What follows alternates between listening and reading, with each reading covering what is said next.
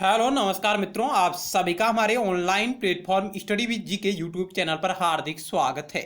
तो आज हम बात कर रहे हैं जो हमारी सीरीज चल रही है राजनीति विज्ञान की 1000 महत्वपूर्ण प्रश्नोत्तरी सीरीज, जिसका पार्ट 10 लेकर मैं आपके समक्ष हाजिर हूं, जिसमें हम राजनीति विज्ञान पर आधारित महत्वपूर्ण सवालों के बारे में चर्चा करेंगे। To the point. और ये हमारा पार्ट 10 है। इससे पहले हमने 9 पार्टों के बारे में चर्चा कर चुके हैं। आप स्टडी विद जी के यूट्यूब चैनल की प्लेलिस्ट पर विजिट कर सकते हैं, जहां आपको राजनीति विज्ञान विषय पर आधारित अलग अलग टॉपिक वाइज महत्वपूर्ण वीडियो सीरीज उपलब्ध है, वहां आपको देखने को मिलेगी। आइए शुरुआत करते हैं बिना किसी देरी के। पहला सवाल आपकी स्क्रीन पर रहा ये,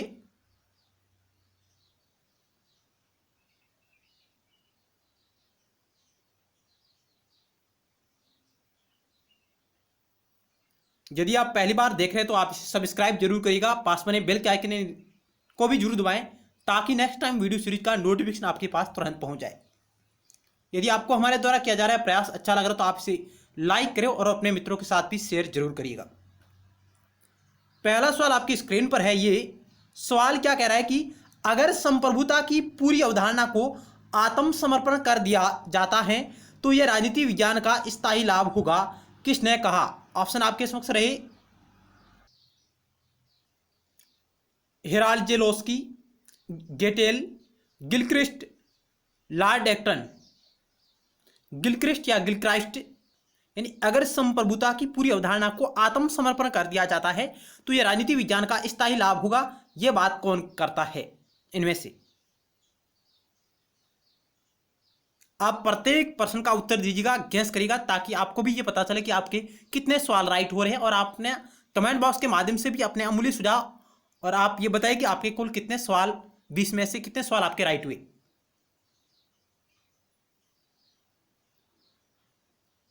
इस सवाल का ऑप्शन आपका ए राइट होगा, हेराल्ड जेलोस्की। ऑप्शन ए राइट होगा। हेराल्ड जेलोस्की कहता है कि अगर संप्रभुता की पूरी अवधारणा को आत्मसमर्पित कर दिया जाए तो यह राजनीति विज्ञान का स्थायी लाभ होगा। ऑप्शन ए राइट है। जिन्होंने आधुनिक और आधुनिक समाजों की एक विशेषता के रूप में राजनीतिक दलों का अवलोकन किया, किसने?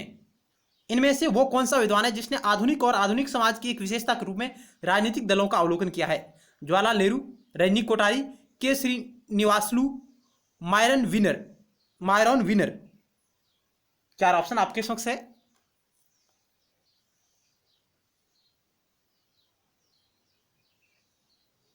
तो 2 नंबर सवाल का ऑप्शन आपका डी राइट होगा। मायरन विनर ने आधुनिक और आधुनिक समाज की एक विशेषता के रूप में राजनीतिक दलों का अवलोकन किया है। ऑप्शन डी राइट होगा।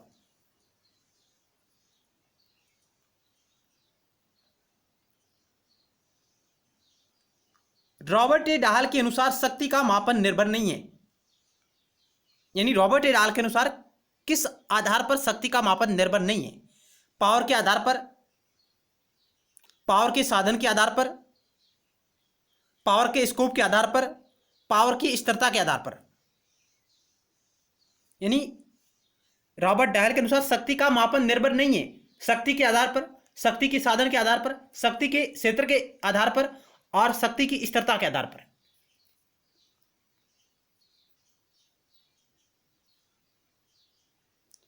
ऑप्शन आपका डी राइट होगा।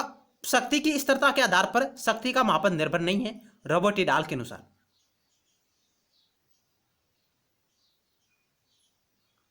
4 नंबर सवाल, इच्छा शक्ति राज्य का आधार नहीं है, किसने कहा कि इच्छा शक्ति राज्य का आधार नहीं है? T H Green, Karl Marx, Machiavelli, Hobbes. इच्छा शक्ति राज्य का आधार नहीं है। ऑप्शन आपका ए राइट होगा।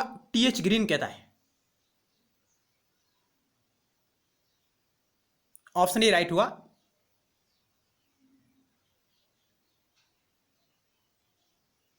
किसने पत्नियों और संपत्ति के कम्युनिज्म सिद्धांत को प्रतिपादित किया था? यानी किसने पत्नियों और संपत्ति के कम्युनिज्म सिद्धांत को प्रतिपादित किया था, या आप कह सकते हैं पत्नी और संपत्ति का साम्यवाद सिद्धांत किसने दिया है? मार्क्स ने, अरस्तु ने, लोक ने, प्लेटो ने।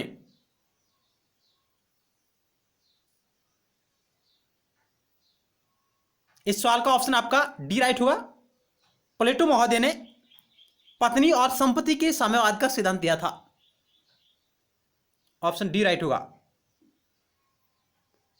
नेक्स्ट 6 नंबर सवाल आपकी स्क्रीन पर रहा। लोकतंत्र को वोटों के माध्यम से अपनी संप्रभुता व्यक्त करने वाली लोगों के शासन के रूप में परिभाषित किया गया है। यानी लोकतंत्र को वोटों के माध्यम से अपनी संप्रभुता व्यक्त करने वाले लोगों के शासन के रूप में परिभाषित किया गया है। A V Dicey, John Seeley, James Bryce, A.L. Lowell. क्या होगा 6 नंबर सवाल का right answer? Option C right होगा, जेम्स ब्राइस ये कहता है। ऑप्शन सी राइट हो जाएगा। लोकतंत्र को वोटों के माध्यम से अपनी संप्रभुता व्यक्त करने वाले लोगों के शासन के रूप में परिभाषित किया है जेम्स ब्राइस ने। नैतिक अधिकारों का सिद्धांत किसके द्वारा अभिहित किया गया? नैतिक अधिकारों का सिद्धांत किसके द्वारा अभिहित किया गया या प्रस्तावित किया गया? Thomas Paine, T.H. Green, J Bentham, Jeremy Bentham, Voltaire.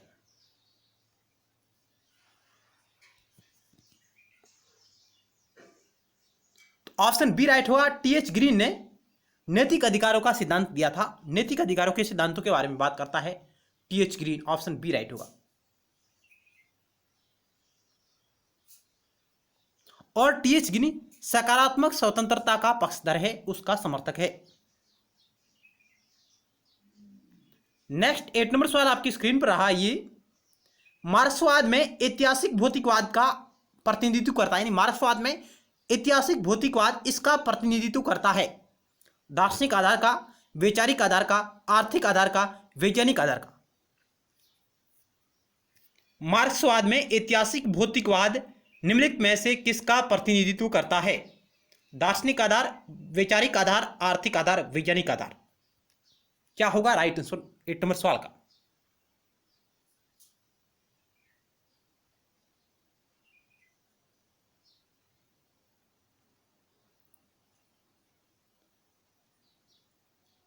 इस सवाल का ऑप्शन आपका डी राइट होगा, वैज्ञानिक आधार। यानी मार्क्सवाद में ऐतिहासिक भौतिकवाद वैज्ञानिक आधार का प्रतिनिधित्व करता है। ऑप्शन डी राइट होगा। मार्क्सवादी दृष्टिकोण में राज्य की उत्पत्ति है एक विकासवादी घटना, एक क्रांतिकारी घटना, एक ऐतिहासिक घटना, एक किफायती घटना।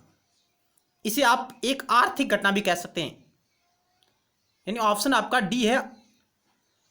ऑप्शन ए एक विकासवादी घटना, एक क्रांतिकारी घटना, एक ऐतिहासिक घटना, एक किफायती घटना, या आप कह सकते हैं आर्थिक घटना।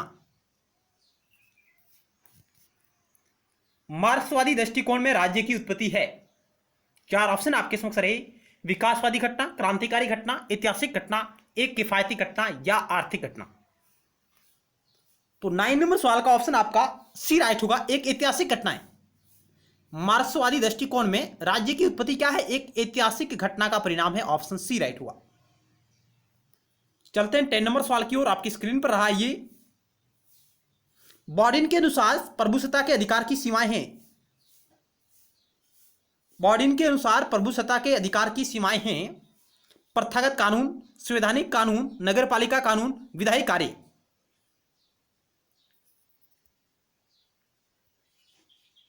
यानी प्रभुसत्ता के अधिकार की सीमा इनमें से कौन सी है वो आपको चयन करना है जिन बॉडिन के अनुसार है। तो इस सवाल का ऑप्शन आपका ए राइट होगा। प्रथागत कानून है जो प्रभुसत्ता या संप्रभुता के अधिकार की सीमा है, जबकि ये इसकी सीमा नहीं है। ऑप्शन आपका ए राइट होगा। चलते हैं नेक्स्ट सवाल की ओर। जॉन रॉल्स के अनुसार न्याय का पहला गुण है।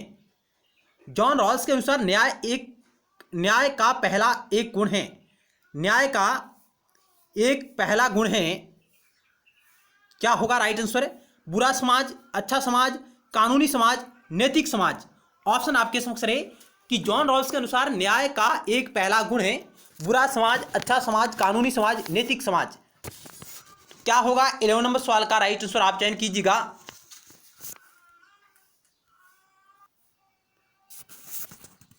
इलेवन नंबर सवाल का ऑप्शन आपका बी राइट होगा, अच्छा समाज, good society. Option B right होगा। जॉन रॉल्स के अनुसार न्याय का एक पहला गुण है अच्छा समाज, good society. Option B right होगा।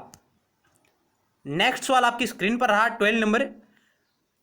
निम्नलिखित में से कौन राजनीतिक विकास का प्रमुख निर्धारक नहीं है? इनमें से कौन राजनीतिक विकास का प्रमुख निर्धारक तत्व नहीं है? समानता, न्याय, समता, विशेषज्ञता के साथ विभेदन। साथियों, राजनीतिक विकास के ये जो निर्धारक तत्व किसने बताए हैं? लुशियन पाई।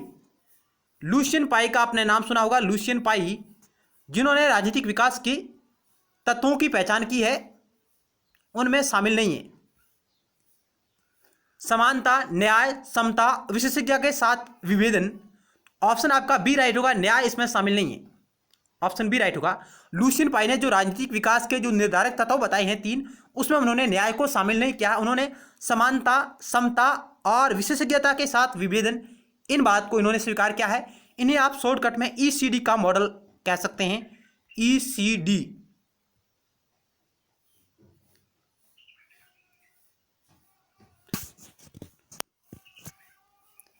ऑप्शन बी राइट होगा, जो इसमें शामिल नहीं है, इसका निर्धारक तत्व नहीं है। ये लुशियन पाई ने बताए हैं, समानता, समता, विशेषज्ञता के साथ विभेदन।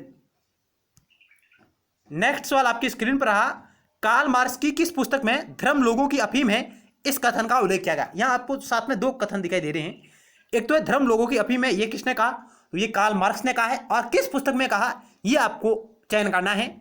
Fair of Feuerbach, fairs of Feuerbach, German ideology, party of philosophy, a contribution to the critique of Hegel philosophy.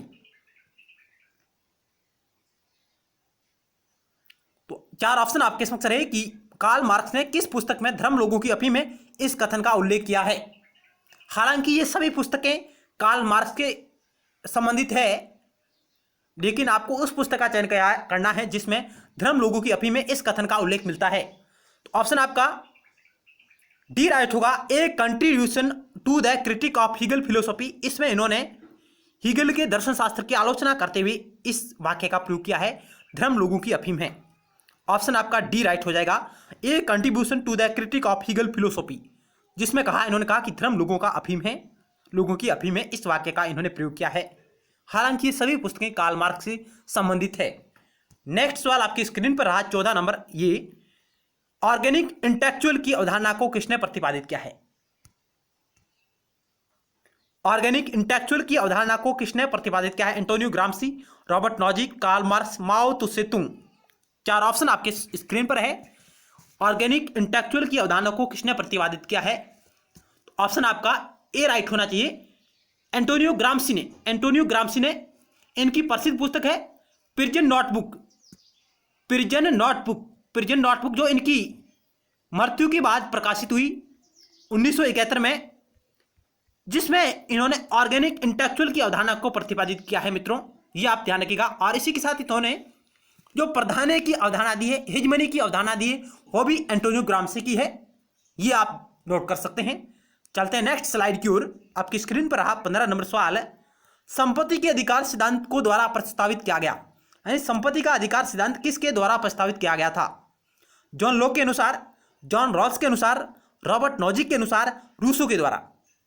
संपत्ति के अधिकार का सिद्धांत किसके द्वारा प्रस्तावित किया गया था? 4 ऑप्शन आपके स्क्रीन पर है।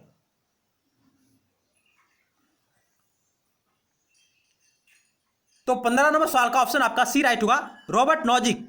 रॉबर्ट नॉजिक, जिन्होंने संपत्ति के अधिकार का सिद्धांत प्रस्तावित किया था। उन्होंने कहा कि संपत्ति का अर्जन ही वैध होना चाहिए, संपत्ति का हस्तांतरण भी वैध होना चाहिए, और इस प्रकार उन्होंने संपत्ति के अधिकार के सिद्धांत को प्रस्तावित किया था रॉबर्ट नॉजिक ने।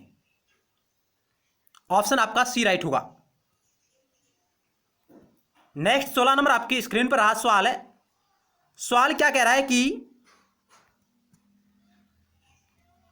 सामाजिक अनुबंध सिद्धांत के 3 सबसे प्रमुख प्रतिपादक है। सोशल कॉन्ट्रैक्ट जो थ्योरी है उसके 3 सबसे प्रमुख प्रतिपादक है। Option A Austin Bodin Hobbes, option B Hobbes Locke Rousseau, option C MacIver Laski Rousseau, option D J S Mill, Adam Smith और लॉक। सामाजिक अनुबंध सिद्धांत के 3 सबसे प्रमुख प्रतिपादकों में से है, उस आपको लाइन का चयन करना है। क्या होगा 16 नंबर सवाल का राइट आंसर?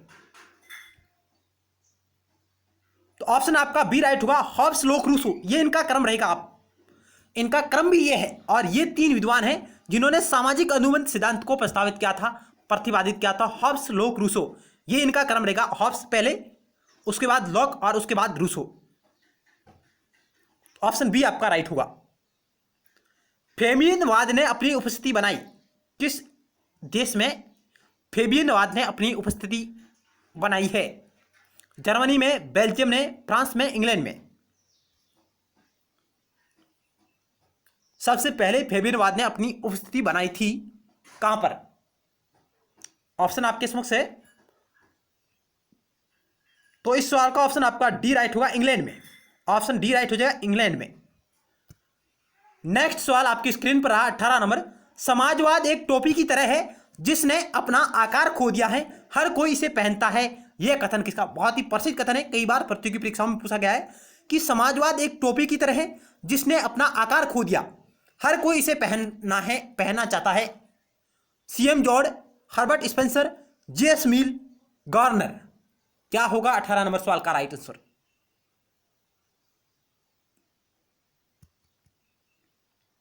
तो इस सवाल का ऑप्शन आपका ए राइट हुआ। सीएम जॉर्ज कहते हैं, सीएम जॉर्ज का यह कथन है कि समाजवाद एक टोपी की तरह है जिसने अपना आकार खो दिया है, हर कोई इसे पहनने के लिए तत्पर है। यह सीएम जॉर्ज साहब का कथन है। ऑप्शन ए राइट होगा। नेक्स्ट 19 नंबर सवाल आपकी स्क्रीन पर रहा। किसने एक देश में समाजवाद के सिद्धांत का अभिषेक किया? एक देश में समाजवाद के सिद्धांत का अभिषेक किया है? कार्ल मार्क्स, लेनिन, स्टालिन, माओ। 19 नंबर सवाल आपकी स्क्रीन पर रहा। किस विद्वान ने एक देश में समाजवाद के सिद्धांत का प्रतिपादित किया है? तो इस सवाल का ऑप्शन सी राइट हुआ, स्टालिन महोदय ने। स्टालिन महोदय ने एक देश में समाजवाद के सिद्धांत को प्रतिपादित किया था। नेक्स्ट 20 नंबर सवाल आपकी स्क्रीन पर रहा। निम्नलिखित में से किसने पूंजीवादी राज्य की सापेक्ष स्वायत्तता की वकालत की थी? इनमें से वो विद्वान कौन सा है जिसने पूंजीवादी राज्य की सापेक्ष स्वायत्तता की वकालत की है? कार्ल मार्क्स ने, निकोलस पोलांजा ने, वी.आई. लेनिन ने, लियोन ट्रॉट्स्की ने। क्या होगा राइट आंसर? किसने पूंजीवादी राज्य की सापेक्ष स्वायत्तता की वकालत की है? तो 20 नंबर सवाल का ऑप्शन आपका बी राइट होगा। निकोलस या निकोस पोलांजास, जिन्होंने पूंजीवादी राज्य की सापेक्ष स्वायत्तता की वकालत की। ऑप्शन आपका बी राइट होगा। तो इस वीडियो सीरीज के अंतर्गत हम 20 सवालों के बारे में चर्चा कर रहे हैं। मिलते हैं नेक्स्ट वीडियो सीरीज में और महत्वपूर्ण सवालों के साथ। धन्यवाद।